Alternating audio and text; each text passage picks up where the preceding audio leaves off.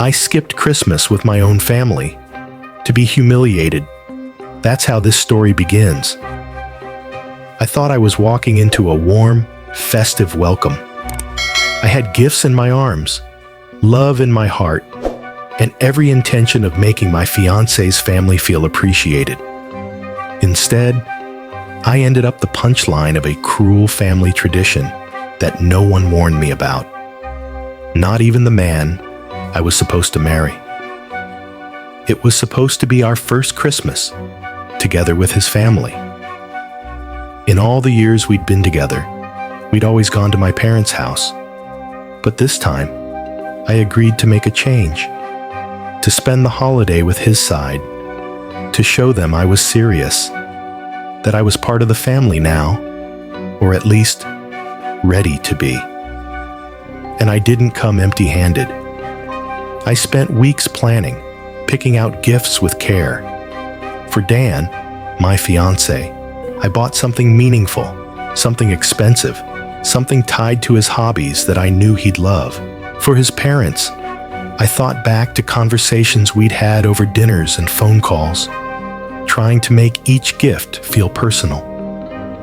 And for the extended family I didn't know well, I still came prepared. I wrapped up small but thoughtful packs of chocolates, a sweet gesture, just in case. I wasn't expecting the world in return, but I was expecting something human, civil, kind. At first, everything seemed fine. Better than fine, actually. I walked into the living room and saw a large pile of gifts stacked neatly, with my name on them. 18 gifts. I felt my chest warm with surprise. I couldn't believe it. I thought, maybe they really went out of their way. Maybe they were trying to welcome me too. I smiled, sat down, reached for the first box. It was coal, a real lump of coal, wrapped in glittery paper. No tag, just coal. The room burst into laughter. I laughed too, a little awkwardly, assuming it was a joke, a gag gift. Maybe the first one was meant to be funny, and the rest would be real. So I reached for the next. Coal again. Then the next. Coal. By the 5th, my laughter started to die in my throat. By the 10th, I stopped smiling altogether. By the 18th, I was trying not to cry in front of 24 strangers. Each gift, each carefully wrapped box, was another reminder that I was not part of their tradition. I was the target of it. They kept laughing. They thought it was hilarious. Apparently, this is what they do. A long-standing family ritual for newcomers. Anyone joining Christmas with them for the first time gets coal from every relative. That way, they said, no one has to stress about picking the wrong gift. No pressure. Just a shared inside joke, they said. But I didn't know it was a joke, and no one told me. Especially not Dan. I looked at him, the man I was supposed to marry, and I was searching his eyes for something. A wink, a nudge, an apology, but all I got was a calm, emotionless explanation. "It's just easier this way," he said. "It's fun, for everyone." Fun? I sat there in that living room, surrounded by strangers, trying to swallow the rising heat in my face. I thought about my own family, probably passing around dessert at that very moment. I imagined my parents wondering how my first Christmas away was going. I imagined the comfort I had traded away for this moment. And that's when something inside me snapped. I stood up, told Dan I couldn't believe I skipped my own family's Christmas for this, and I left. I didn't yell. I didn't curse. I didn't throw anything. I just walked out.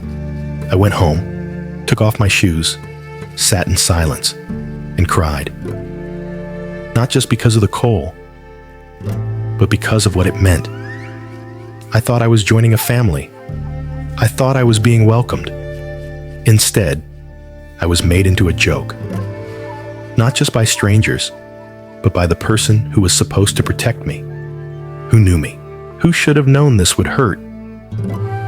And then the texts started coming in, not from Dan, but from his family, accusing me of making things awkward, saying I embarrassed him in front of everyone, that I should have just laughed, that I ruined the mood, that it was my reaction that turned things sour.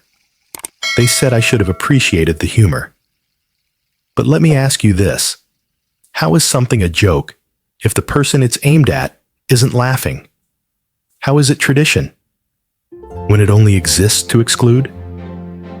Dan didn't defend me. He didn't apologize. He didn't even acknowledge how hard I tried to make his family feel loved. He just stood by. I didn't care about the gifts. I cared about the symbolism, the message behind each carefully wrapped box of coal. You're not one of us. Not yet. And maybe not ever. They told me it was supposed to be a fun experience for the newcomer. But how would they know? How many of them were ever on the receiving end? Because to me, it wasn't fun. It wasn't lighthearted. It wasn't silly. It was humiliating. And it made me question everything. Do I want to marry into a family that thinks hazing is a holiday tradition? Do I want to spend every Christmas wondering who the next newcomer is? Who will all laugh at this time? Do I want to raise children around people who think exclusion is a form of bonding? And do I want to marry someone who let this happen without warning me? Someone who saw me buying gifts, who watched me wrap them, who knew how thoughtful I was being, and said nothing, because to him, it was just easier this way. So, am I the asshole? Was I wrong to walk out? To cry? To say nothing at the moment except, I can't believe I skipped my family for this. Was I wrong to expect dignity? Sometimes, the deepest betrayals don't come from enemies.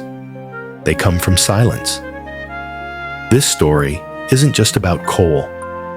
It's about the quiet agreements people make when they decide what's normal. It's about the moment when laughter in a room turns into a dagger, and the people who sit back and watch it sink in. Family traditions can be beautiful, but they can also become excuses. Excuses to avoid effort, to cover cruelty, to test loyalty instead of offering it. And love, real love, doesn't test you like that. It prepares you. It protects you. It tells you the truth before it puts you on display. So here's a question for all of us. When you bring someone into your world, do you make them feel like they belong, or do you make them earn it? Let us know your thoughts in the comments. And remember, if your tradition requires someone to suffer in silence to keep the peace, maybe it's not tradition. Maybe it's just abuse in a festive sweater. This is AITA Story Vault. Until next time, choose kindness, even when it's easier not to.